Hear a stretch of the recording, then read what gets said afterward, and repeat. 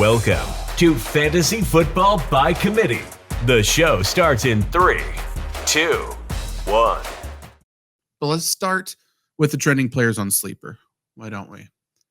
Bringing this up, I didn't even look at it because I wanted to be surprised. Okay, so top 5 trending players. I mean, some are interesting. I hear number 1 most trending player on Sleeper Fantasy right now is Justice Hill. He has been picked up in over 19,000 leagues, still rostered in only 11% of leagues. This is someone we talked about a little bit heading into the season. It was not a surprise to play it out exactly as, especially I said in the Underdog article, but the Ravens love Justice Hill. He is their third down guy. If the Ravens are in a close game, if they're in a 2-minute drill on third downs, everything like that. 1, they're going to manage the workload of Derrick Henry. But 2, Justice Hill is just a vastly superior receiving back. He does it extremely well. He is going to continue to get, I would assume, 2 to 5 catches per game, and then he'll mix in for a couple carries as well. He's not going to do too much damage on the ground.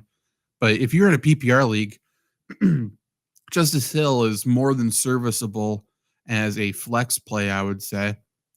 For the most part, touchdown upside, not very high because he's got 2 mammoths that can run the ball on the goal line, right? You got Derrick Henry, and then Lamar Jackson's a mammoth in his own right. And I will say, though, Justice Hill is not a handcuff. People make this confusion all the time. Justice Hill is the very clear RB2. He's going to see, depending on the game script, he's going to see between 35 and 65% of the snaps, right? But if Derrick Henry goes down, Justice Hill isn't the RB1. Justice Hill isn't going to be taking on the Derrick Henry role. They play vastly superior, different styles. And if Derrick Henry goes down, Justice Hill may get a few more carries, but he's going to remain the receiving back. And then somebody else will come in to be that early down guy. But I do like Justice Hill. I am surprised that he's the most trending player. Number 2, this is also surprising. Have we not learned our lesson? Alexander Mattison has been picked up in, I said 19,000 for Justice Hill. It's 191,000 leagues he's been picked up in. Alexander Madison's been picked up in 163,000 leagues, owned in 10% of Sleeper Fantasy leagues right now. And yeah, he had a big play for the Raiders. I think Zamir White is still the lead back, and neither moved the needle for me. Like, neither are very interesting. Neither are big play threats for the most part. Neither are supremely talented. Alexander Madison's going to be a plotter. He is going to be there. He is going to be relevant on the team. But for fantasy, I'd avoid it. Number 3, I was a little afraid he was going to be here because I've actually never heard his name said out loud. And I'm going to butcher it. Andre Iosivas.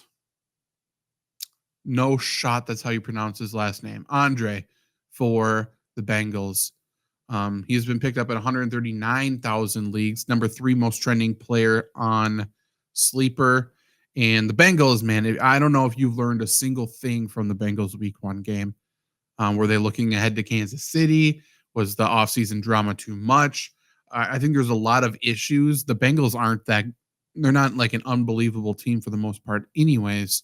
I think missing T. Higgins was a big issue. If I'm the Bengals, pay T. Higgins. He's the one who didn't play and they were terrible. Jamar Chase played and he was terrible.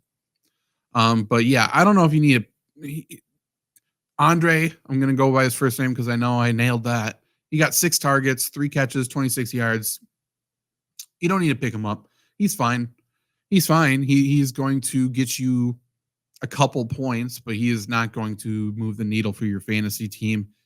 And it would take a lot for him to be a start-worthy play. And, given the Bengals' drama and injuries and stuff like that, certainly the stars could align, but I don't think there's a need to do anything there. Number 4, Malik Willis for the Packers. Jordan Love, obviously, sprained MCL, out 3 to 6 weeks. Reported on that pretty heavily. Obviously, a Packers guy here with ties in the building, especially the injury room. But yeah, Jordan Love's going to be out for a month, I would assume. And the next man up is Malik Willis. Malik Willis has been there almost as long as you and I have. Meaning that he was traded in, doesn't know the offense, isn't ready to be a regular season quarterback, Packers are exploring other quarterbacks. They have contacted Ryan Tannehill. They have contacted these players. That's all true. Okay. They've contacted these players. However, they're like, Ryan, would you like to join the Packers? Ryan Tannehill's like, hey, I'm actually only looking for a contender. Packers are saying, yeah, you're only looking for a contender. And Tannehill's like, yeah, only looking for a contender. Sorry. They're on different pages right now. And immediately after getting kind of the doors shut in their face, the Packers were like, we're actually not even contacting Ryan Tannehill. We're kidding. We're not contacting him. So I don't know if Tannehill's coming in. They're going to have to fork up more money for that to make sense for him. But I don't know if the Packers would go with Malik Willis either. Anyway, either way, you don't need to pick up Malik Willis. I would assume the Packers make a different move for a quarterback, probably free agent. I don't know if the Packers would be aggressive enough to trade for two quarterbacks in the same season, in the same month. Doesn't really seem like a Green Bay move. So I say that to say Jameis Winston, Joe Flacco. I don't know if those guys are on the table for the Packers, but they could sign a Mike White off of the Buffalo Bills practice squad. They could sign a Brian Hoyer. Does that get you excited? It probably shouldn't get you too excited. Packers quarterback, you're probably staying away from it. And then the number 5 most trending player on Sleeper Fantasy is Alec Pierce. 130,000 teams have picked him up in Sleeper, owned in only 2%. This is a guy I was extremely high on coming out of college, deep threat. He's a super athletic guy, shades of Jordy Nelson for obvious skin tone reasons, but it just he couldn't put it together in a consistent way. So we saw what Alec Pierce did week 1. He caught a couple really deep passes. He looked great. This is what he was supposed to do, but they were low percentage plays.